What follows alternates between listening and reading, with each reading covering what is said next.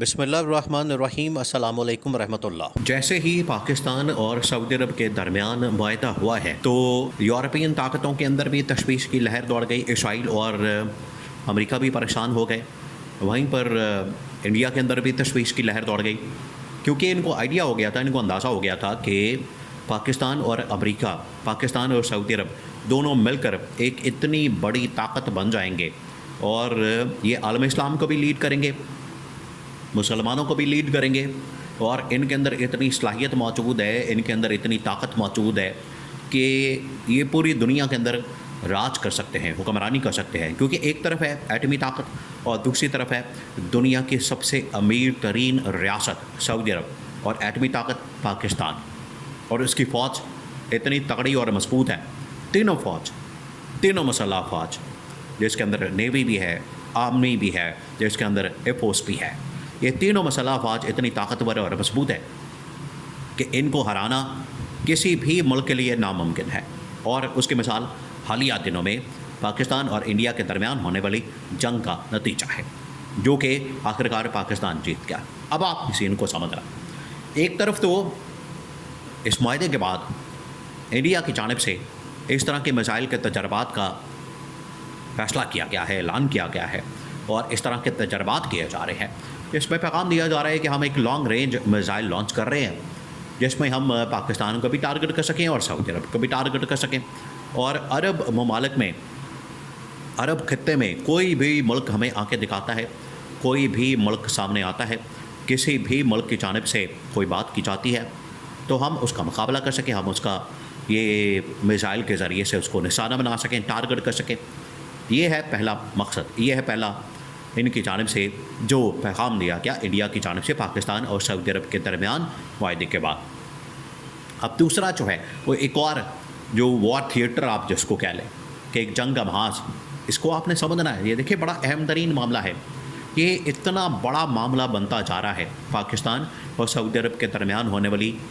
Deal کو عالمی طاقتیں اتنی بڑی ڈیل تصور کر رہی ہیں، اتنی بڑی ڈیل مان رہی ہیں کہ ان کو اب سمجھ نہیں آ رہی۔ اسی طرح سے یورپین طاقتوں نے، نیٹو نے مل کر روس کے خلاف بھی ایک نیا محاذ کھول دیا ہے، اور نیٹو نے بھی اپنی طاقت کا مظاہرہ کرنا شروع کر دیا۔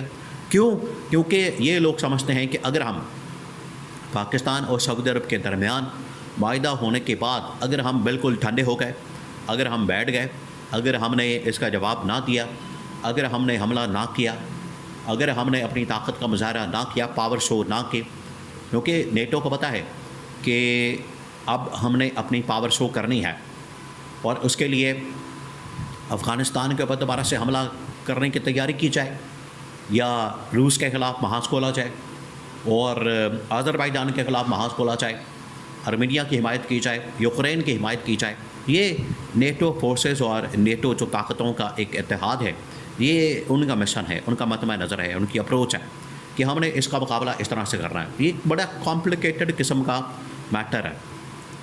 کہ بیچ میں اب نیٹو کہاں سے آ گئی۔ نیٹو اس لیے آئی ہے، نیٹو کو یہ اندازہ ہو گیا ہے کہ کہیں ہمارے کردار کو، اصل میں یہ اشارہ دیا گیا ہے اسرائیل اور امریکہ کی جانب سے،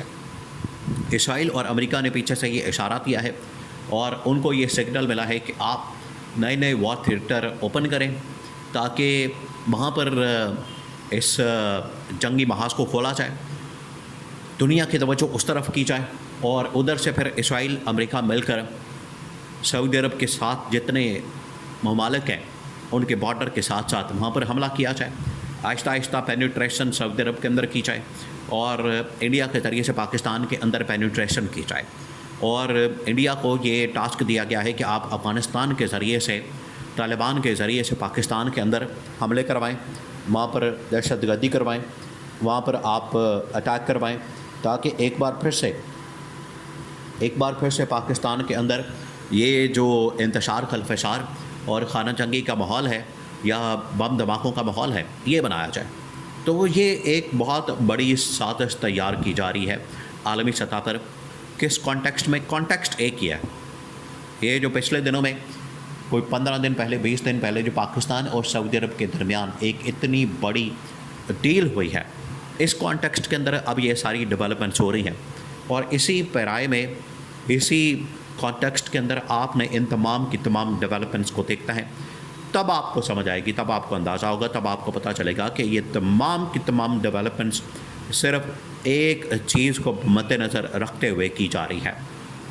اور وہ ایک چیز ہے، ایک فیکٹر ہے، ایک ایلیمنٹ ہے، اور وہ ایلیمنٹ اور فیکٹر یہ ہے کہ پاکستان اور سعودی عرب کے درمیان جو ڈیل ہے اس کو ہم کسی طرح سے مائنس کریں، اس کو ہم کسی طرح سے ختم کریں، اور اس کے اندر رکاوٹ پیدا کریں، اس کے اندر ہم مسائل پیدا کریں۔ اگر ہم رکاوٹیں اور مسائل پیدا کرتے ہیں تو اس کا مطلب ہے کہ ہم یہاں سے پاکستان اور سعودی عرب کے درمیان ہونے والی ڈیل کو بڑی آسانی کے ساتھ سیبوٹاج کر سکتے ہیں۔ سعودی عرب اور یہ پاکستان کے درمیان ہونے والی ڈیل کو بڑی آسانی کے ساتھ ہم خراب کر سکتے ہیں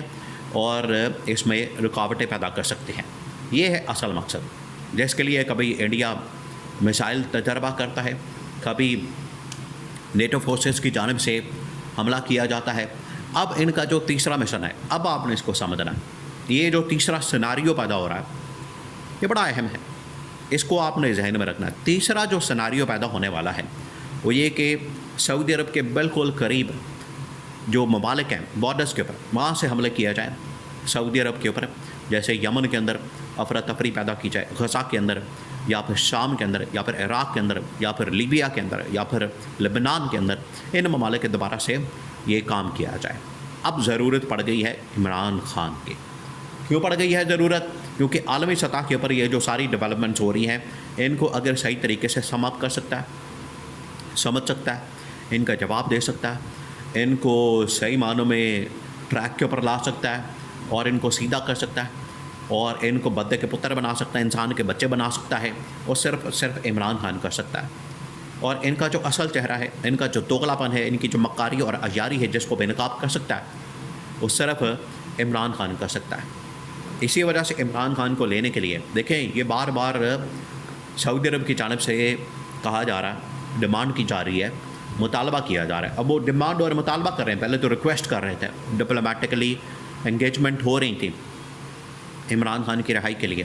لیکن اب مطالبے کے بعد باقاعدہ وہ اپنے کمانڈوز سفارتکار کے ذریعے سے پاکستان کو پیغام دیا گیا، اور پہلے ملاقات کے اندر فیلڈ مارشل نے، جنرل عاصم نے، شہباز شریف نے پیغام دیا، اس کے بعد یہ پیغام جو ہے ان کی جانب سے دیا گیا، محمد بن سلمان نے سعودی سفارتکار کے ذریعے سے پاکستان کے اندر پیغام دیا کہ اب ہم اپنے شاہی کمانڈوز بھیجنے جا رہے ہیں۔ یہ شاہی کمانڈوز اڈیالہ جیل کے اندر پہنچیں گے عمران خان کو لینے کے لیے، تاکہ اس کو ڈائریکٹ اڈیالہ سے سعودی شاہی محل کے اندر منتقل کیا جا سکے، وہاں پر شفٹ کیا جا سکے، وہاں پر لے جایا جا سکے، اور عمران خان کو یہ مسلم امہ کی لیڈرشپ، عمران خان کو مسلم ممالک کی لیڈرشپ سپرد کی جائے، اور پھر یہ جو عالم اسلام کا اتحاد ہے، فوجی، عسکری اور ڈپلومیٹک اور پھر سیاسی لحاظ سے اتنا مضبوط، طاقتور ہو پائے گا۔